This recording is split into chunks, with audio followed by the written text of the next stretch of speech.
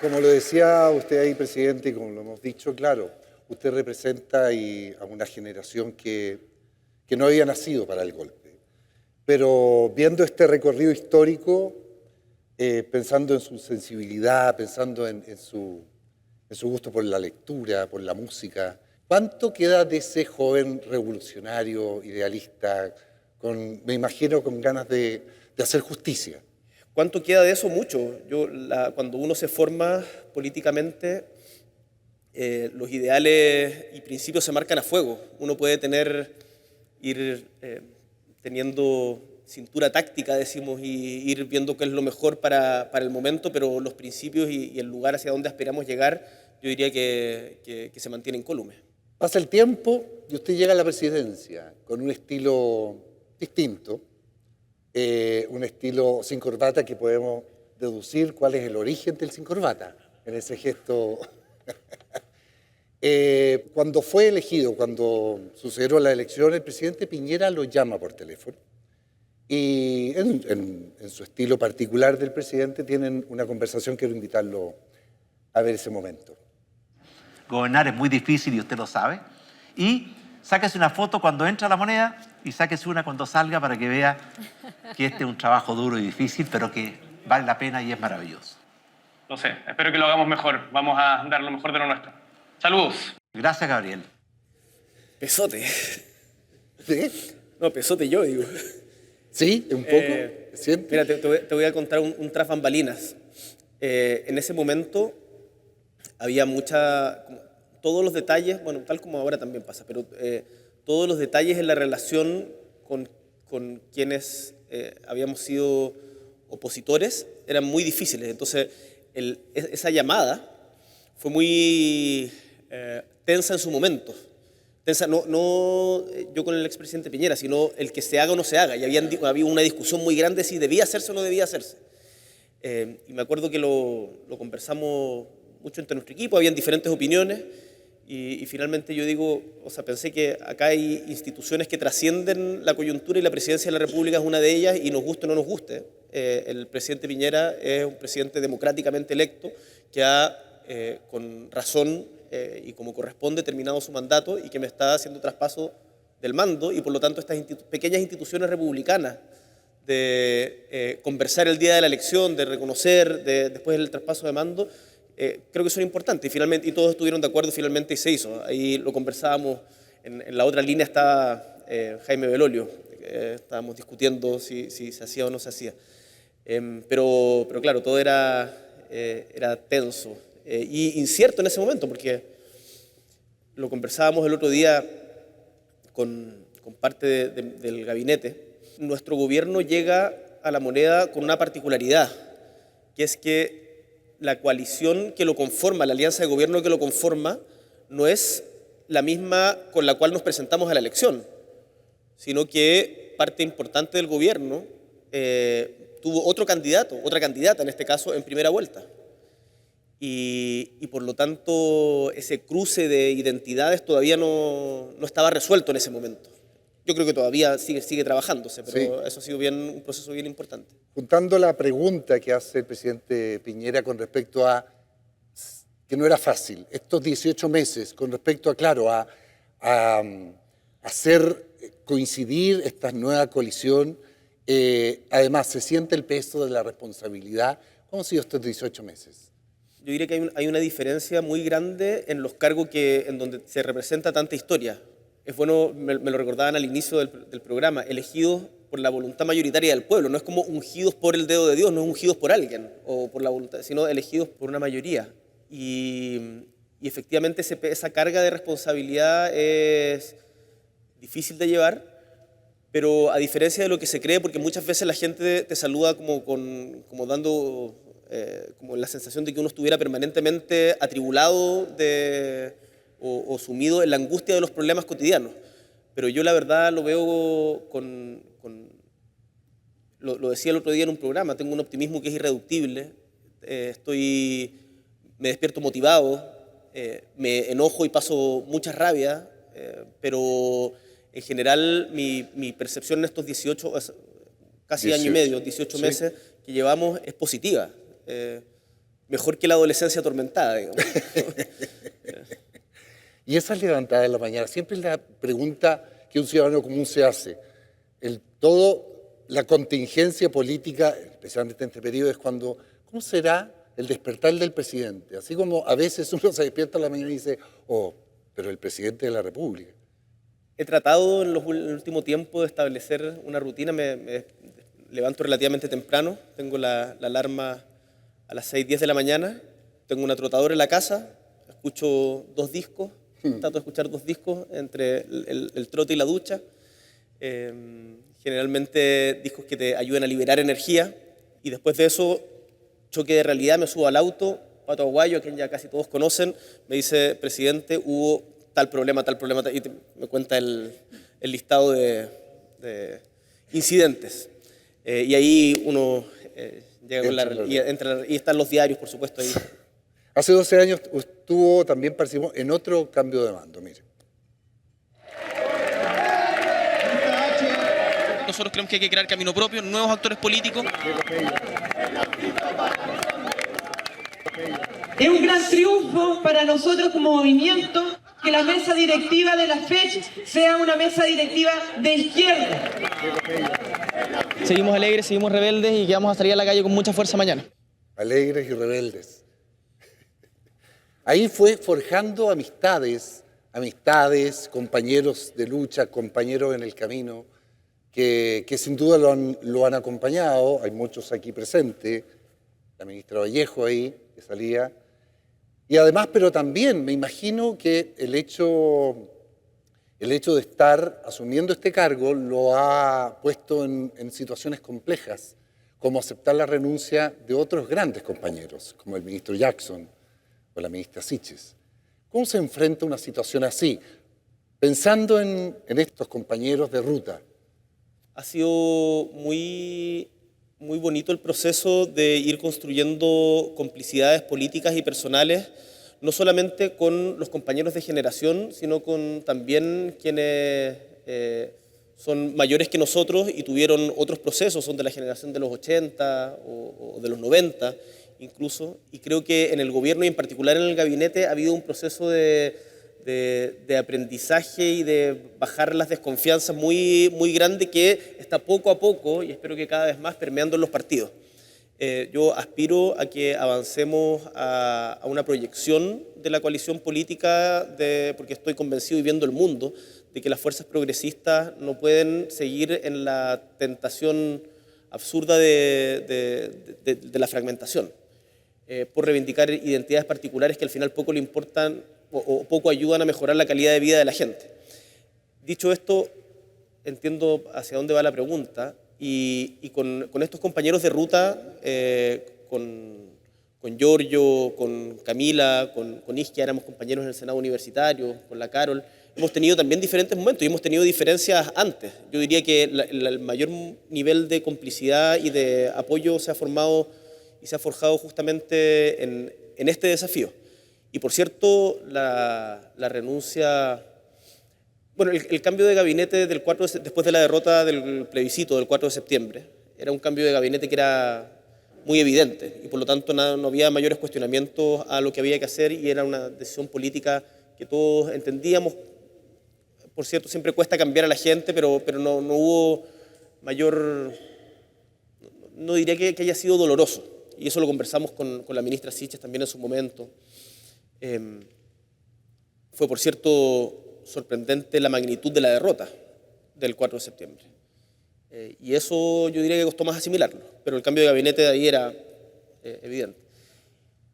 Y lo del ministro Jackson, al ministro Jackson se le atribuyeron delitos, cosas que no hizo, y se generó una presión en donde se puso su cabeza como precio para poder sentarse a conversar respecto de otras cosas que son importantes y que a nosotros nos parecían y nos siguen pareciendo que son prioritarias para los chilenos. Y finalmente lo que hace el ministro Jackson es decir, ¿sabes qué? Yo no voy a seguir siendo piedra de tope para que discutamos el tema de pensiones. Y por lo tanto él presenta su renuncia indignable, lo que me parece un gesto correcto, que fue difícil. Lo conversamos en su momento con la ministra Toá, con la ministra Vallejo, con quienes converso diariamente de la coyuntura y me nutro mucho de de ese tándem. Y en política hay que tomar decisiones que duelen para poder avanzar. Ahora esperamos que eso se traduzca efectivamente en avances, porque hasta el día de hoy los chilenos y chilenas siguen esperando la reforma previsional. Entonces ahí yo aprovecho la instancia de convocar a todos a que nos pongamos de acuerdo en eso. La gente no puede seguir esperando. Y ha sido difícil el diálogo. Ha sido difícil el diálogo, ha sido muy crispado. La actual oposición tiene una crítica legítima, desde mi punto de vista, a cómo nosotros ejercimos nuestro rol de oposición en el gobierno del presidente Piñera. Lo que a mí me resulta sorprendente es que teniendo una crítica legítima a cómo nosotros ejercimos ese rol en ciertos aspectos, y siempre vamos a diverger en otros, se comporten de la manera que ellos dicen que no había que comportarse. Y por lo tanto terminemos en una suerte de vendetta en donde ojo por ojo todos nos quedamos ciegos. ¿Ha sido injusta? Y ahí es que más que injusta, porque la justicia no es respecto ni de mí ni del gobierno, si al final nosotros vamos a pasar y los ministros van a ir cambiando. Al final la pregunta que tenemos que hacernos en lugares como este tan cargados es si es que lo que hicimos como clase dirigente en el momento que nos tocó estar a la cabeza de las decisiones del país contribuyó a mejorar la calidad de vida de los chilenos y chilenas. Yo estoy convencido de lo que hemos hecho hasta este momento, de aumentar el sueldo mínimo, de rebajar la jornada laboral a 40 horas, del copago cero, de la ley TEA, del royalty minero, avanzan en la dirección correcta. Pero creo que hay reformas estructurales que nos ha costado mucho y que debiéramos tener la convergencia entre gobierno y oposición, y para eso todos tenemos que movernos hacia un mismo centro y no estar como permanentemente escapando del otro. Yo creo que ahí ha faltado generosidad, lo que requiere previamente que nosotros reconozcamos también cuando cometimos errores. Por ejemplo, hoy día a mí me parece muy evidente que la acusación constitucional que presentamos como oposición contra el ministro de Educación en su momento, durante la pandemia, fue una acusación equivocada. Y creo que es bueno reflexionar públicamente respecto de eso, decirlo, porque también ojalá ayude a facilitar las cosas hoy día. Usted, claro, se ha caracterizado de repente a asumir errores como ahora. Eso no le gusta mucho a la... Bueno, no sé si a nadie, sí, hay gente que lo valora pensando en, es como una... A mala imagen va a ser un meme de esto. No, claro, hay algunos que dicen que es el... Aguante Guillermo en todo caso. El tema de la voltereta, pero otro es un acto de humildad. Que dentro de la cercanía que usted ha generado con la política y con su relación con el gobierno, tiene que ver con eso, con de repente asumir que también ha sido crítico. Usted, llegando como diputado, fue tremendamente crítico con el gobierno de la presidenta Bachelet. Incluso sentada ella dijo que fue muy duro, pero que estaba de acuerdo con las cosas que usted decía. Una vez almorzamos con la presidenta Bachelet en Cerro Sombrero. Cerro Sombrero es un pequeño pueblo, muy pequeñito en la isla Tierra del Fuego, y fuimos a ver una obra de NAP y almorzamos con ella, y yo le dije algo muy duro, respetuosamente, pero respecto a la reforma laboral. Y efectivamente me dijo algo así como después, cuando ya sabes, porque habían otros parlamentarios, y me dice, estoy de acuerdo contigo, pero no tenemos las mayorías. No tenemos, o sea, como sigue empujando. Y efectivamente yo creo que se necesita gente que esté empujando. Y bueno, la presidenta Bachelet, yo le tengo un profundo respeto, cariño y agradecimiento, porque ha sido tremendamente generosa con nosotros en compartir su experiencia. Y hoy gobierna con mucha gente cercana a ella. Con gente cercana a ella, sí. Usted en el estallido, ya siendo diputado, toma un rol tremendamente activo. Claro, solidarizando con todas las demandas y además criticando duramente todas las violaciones a los derechos humanos que se estaban viendo ahí. Incluso posteriormente, durante su candidatura presidencial, fue bastante crítico con el presidente Piñera. Mire. Sepan que a quienes sean responsables los vamos a perseguir nacional e internacionalmente con todas las vías de la ley, así que, señor Piñera, está avisado. Esta amenaza, con el paso, con estos más de 18 meses, ¿cómo la ve? Mira, hubo 4 informes de organismos internacionales que establecieron que en Chile se estaban viviendo durante el estallido social violaciones importantes a los derechos humanos y que eso era grave. Yo tengo la convicción que cuando hay violaciones a los derechos humanos, sea quien sea el responsable, tiene que asumir esas responsabilidades. Ahora, eso no me corresponde y esto es algo que como presidente en ejercicio es algo de lo que uno tiene que estar muy consciente. Uno no puede atribuirse funciones que no tiene. Y eso le corresponde determinarlo a los tribunales de justicia. Yo creo que durante el estallido social, tanto el mando civil como el policial pudo haber hecho más por evitar lo que sucedió. Y desde esa perspectiva, no por el hecho de estar en el poder uno se transforma y asimila a quien estuvo antes ahí por enfrentar las mismas dificultades. Tenemos diferencias, hubiésemos hecho las cosas de manera distinta. ¿Lo ha conversado con él? ¿Ha tenido un par de encuentros? ¿Se ha dado la instancia ahí en una instancia privada? Yo estoy convencido, no tengo ninguna duda de que el presidente Piñera es un demócrata. No tengo ninguna duda de que es un demócrata y que en su gestión, en sus dos gobiernos, buscó genuinamente lo que él pensaba era lo mejor para el país. Y en esas herramientas tenemos diferencias que son evidentes y se expresan públicamente siempre. No hemos conversado en detalle respecto de ese punto, pero no tendría problema en hacerlo. Yo creo que desde el gobierno se pudo haber hecho más. Ahora, recordemos que las instituciones venían con un problema de mucho antes. Las instituciones, había habido un descabezamiento de los generales de Carabineros antes por el caso Huracán y el asesinato de Catrillanca antes. Entonces había un problema, una tensión muy grande, pero sin lugar a dudas se pudo haber hecho más. Y lo que nosotros hicimos en ese momento, o sea, a mí me parece muy equivocado, o más bien, yo no voy a pedir perdón por haber denunciado que se estaban violando los derechos humanos en las calles en Chile. Con la ministra Vallejo, recuerdo que fuimos un día en toque de queda.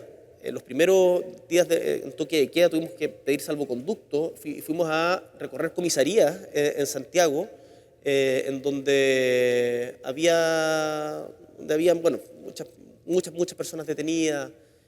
Era una situación muy, muy crítica.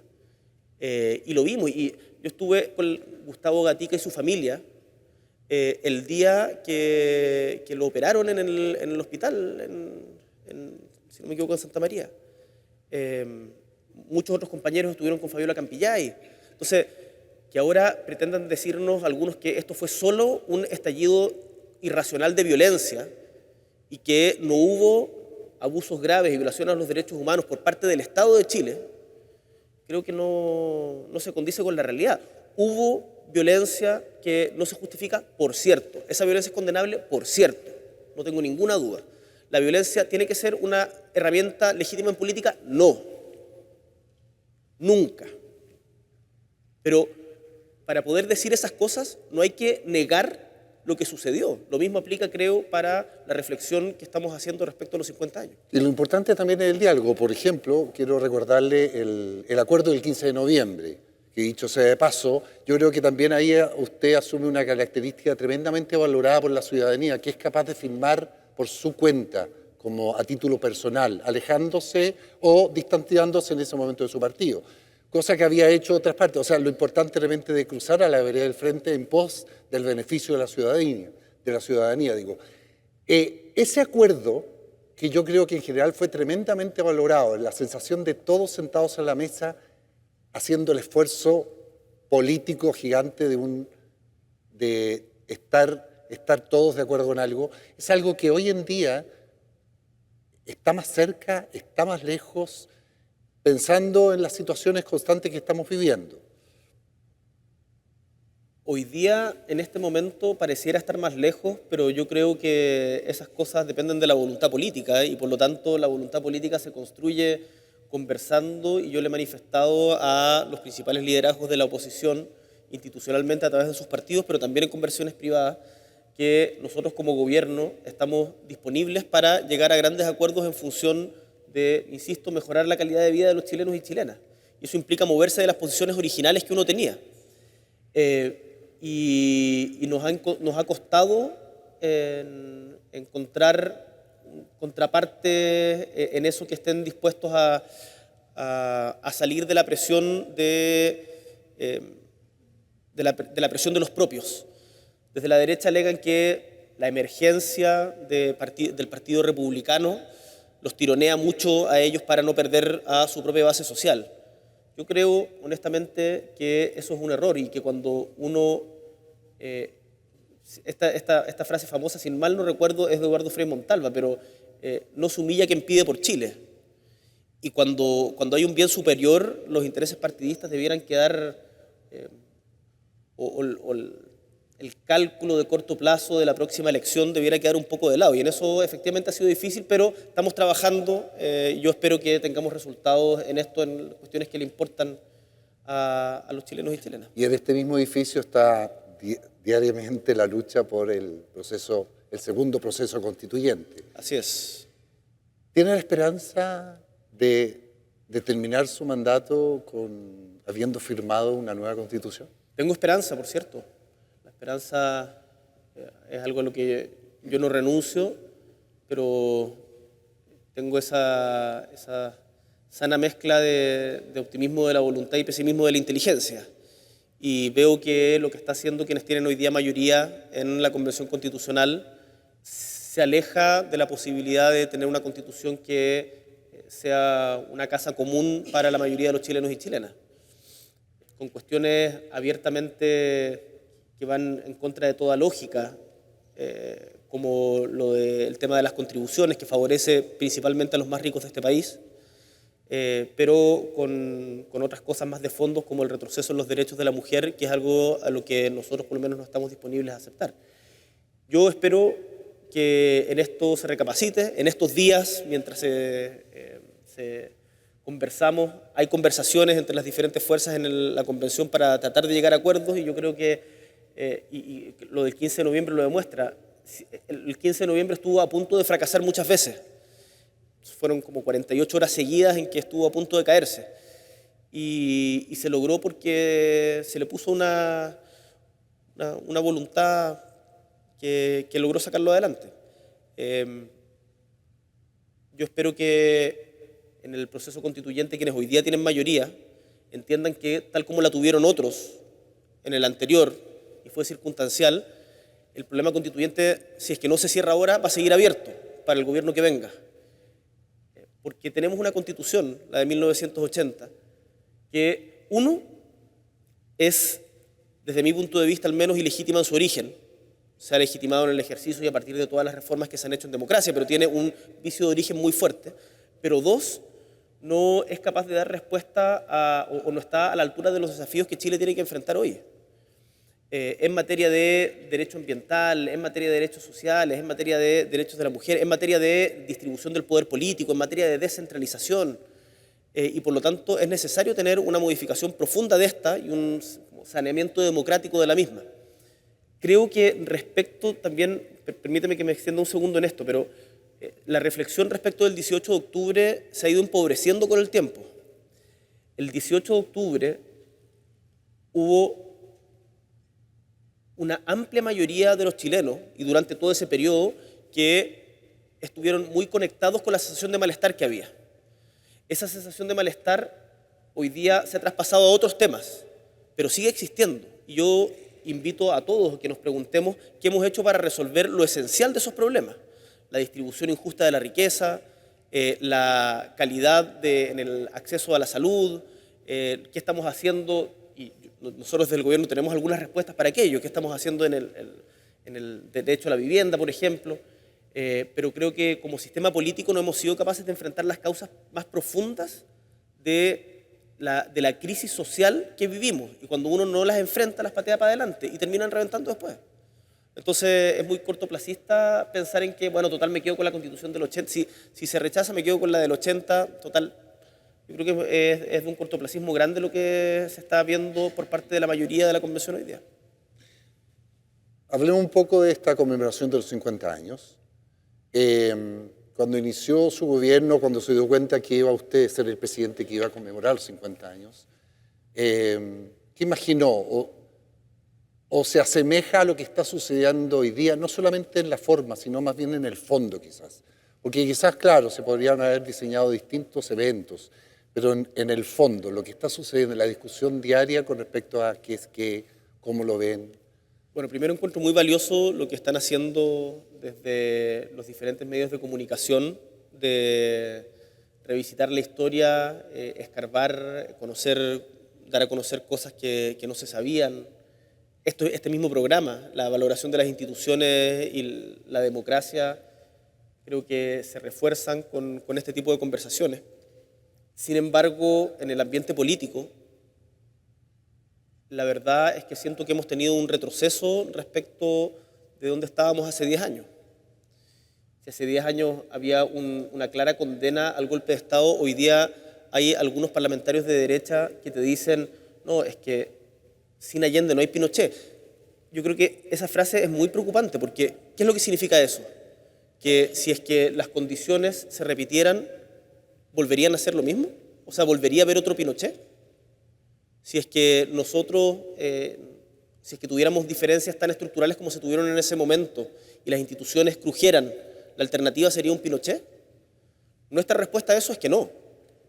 La democracia siempre tiene otros caminos, que son pacíficos, que son institucionales.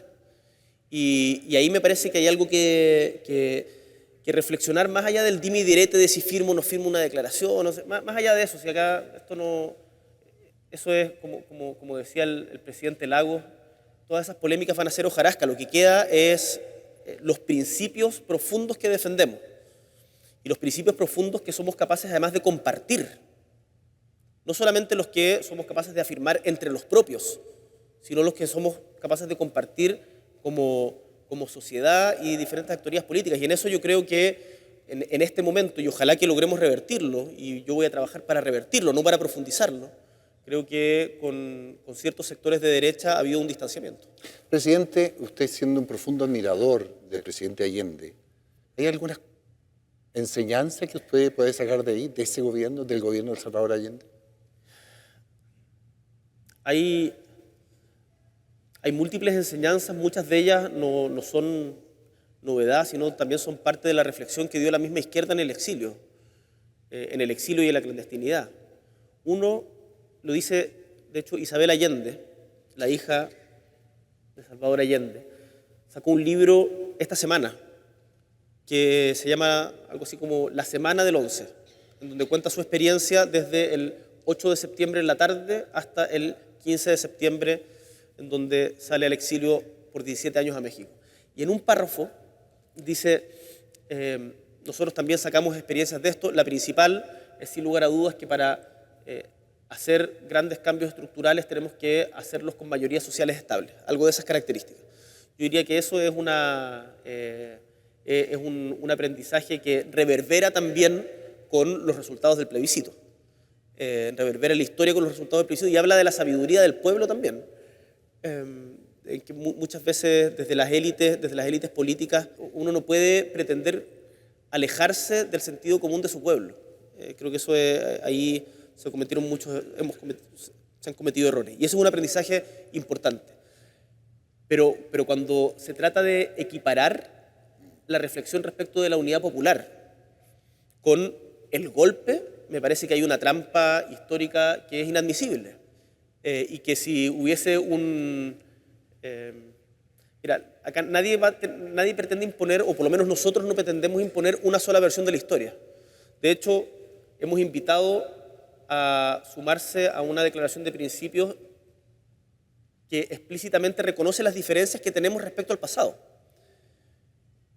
Pero lo que desde mi punto de vista no es discutible es que el gobierno del presidente Allende fue un gobierno democrático, fue un gobierno constitucional, fue un gobierno en donde se respetó de todo punto de vista la libertad de expresión y la libertad de los ciudadanos, lo que es un contraste inmediato con lo que viene desde el 11 de septiembre en adelante. Entonces, comparar a la UP con la dictadura militar me parece que no históricamente no se sostiene. Este programa ha querido en este viaje, en estos 6 capítulos, con todos los presidentes desde la vuelta a la democracia, dejar en claro el valor irrestricto a lo que es la democracia. El presidente Lagos, sentado hoy mismo, hablaba, que me pareció una muy buena metáfora de hablar de la democracia como una planta, por la fragilidad y por el cuidado que necesita. Y creo que en este viaje que hemos hecho durante todos estos capítulos ha quedado bastante claro de que en eso estamos todos de acuerdo, y evidentemente también en el rechazo absoluto a la violación de los derechos humanos. Quiero invitarlo a ponerse de pie, presidente, y que me diga cómo le gustaría que lo recordaran pensando en el futuro. Dime. Que a propósito de lo que estabas diciendo y la reflexión del presidente Lagos, escuchaba ahora mientras hablaba a León, que es el único que está hablando en este momento, que mi hermoso sobrino que está ahí, y pienso que la democracia es cuidar una vida, porque efectivamente es muy frágil, corre muchos riesgos, incluso cuando se siente uno como persona muy seguro de sí mismo, puede desvanecerse de un momento a otro. Entonces, qué linda la reflexión de la planta, yo lo asemejo, me voy a acordar de mi sobrino ahora. ¿Y cómo le gustaría que lo recordaran? ¿El presidente más joven? ¿A mí? ¿Sí? No, espero que no me recuerden por el tema de la juventud. Espero que nos recuerden por las transformaciones sociales que hayamos logrado, más que por características propias de la personalidad. Y para eso estamos trabajando como gobierno, y para eso tengo un tremendo equipo, y nos apoyamos en el respaldo de la gente y tratamos de estar con la gente siempre. Y pensando que sí es el presidente más joven, y en este libro todos los expresidentes han soñado, han imaginado, han deseado y han pensado en 50 años más. Idealmente, ¿cuál es su sueño? Entonces, invitarlo a escribir pensando que quizás usted va a ser el único que en 50 años más lo pueda leer. Así que tiene aún más valor, por favor. Para el Chile de los próximos 50 años, no sueño un lugar sino un camino. Hoy tenemos las condiciones de posibilidad para materialmente estar cada vez mejor, pero nos falta encontrarnos, volver a creer en el sueño colectivo de una patria justa, y en definitiva recuperar la confianza en nosotros, entre nosotros y para con nuestras instituciones. Por eso, el camino con el que sueño es ancho, como el que cantaba Víctor, donde quepamos todos en la medida en que avancemos juntos, al paso del más lento para no dejar a nadie atrás. En 50 años espero poder mirar atrás y sonreír orgulloso por la ruta que en este tiempo abrimos a los que vendrán. Gabriel Boric Font, septiembre 2023.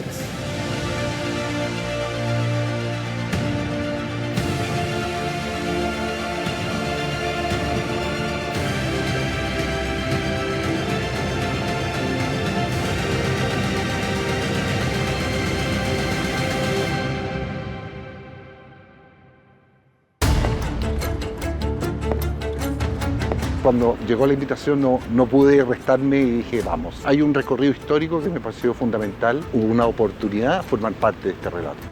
Eran tiempos difíciles. Nunca dimensionamos que lo que iba a pasar era tan horroroso como lo que pasó. Yo no podía creer que eran aviones bombardeando la moneda. Mi país, cierto, enloqueció. Hay heridas que nunca fueron cerradas. Yo espero que nos sorprendamos todos con todas las historias que van a ser contadas por estos elegidos, desde una mirada bastante personal y un poco secreta. Hablar de esto, recordarlo, revivirlo, nos sirve a todos para sanar. Conversando entre todos nos dimos cuenta que todos tenemos una historia, ya sea que venga de nuestras familias, que venga de nuestros amigos, de nuestros conocidos, todos tenemos algo que contar. Chile puso su confianza en ellos y hoy nos cuentan su historia.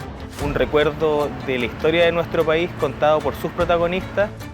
Ellos han revivido su historia personal y también han reflexionado respecto de lo que ha pasado en Chile desde el 11 de septiembre del 73.